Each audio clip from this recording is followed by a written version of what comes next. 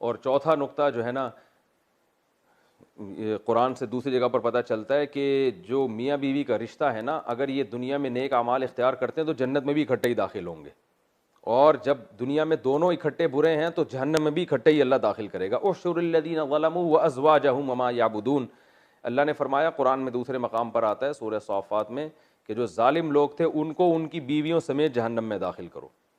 तो चूंकि ये रिश्ता ऐसा है ना, दुनिया में साथ रहते हैं, तो बाज़ मियाँ बीवी ऐसे होते हैं उनमें आपस में जहन बहुत मिलता है, तो बाज़ का अच्छी चीज़ों में मिलता है, बाज़ का बुरी चीज़ों में मिलता है, और बाज़ का मिलता ही नहीं है, जो कि आजकल ज़्यादातर ऐसे ही चल रहा है मार्केट में।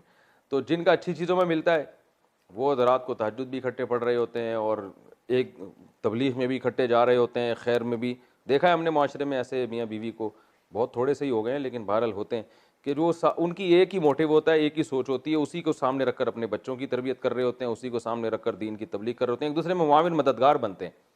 तो जब ये जन्नत में जाएंगे तो अल्लाह कहेगा जन्नत में भी इकट्ठे ही दाखिल हो। तो और इसी तरह बाज़ होते हैं जो इस्लाम के ख़िलाफ़ साजिशें कर रहे होते हैं, बुराई कर रहे होते हैं, दोनों उस बुराई में बराबर के शरीक होते हैं।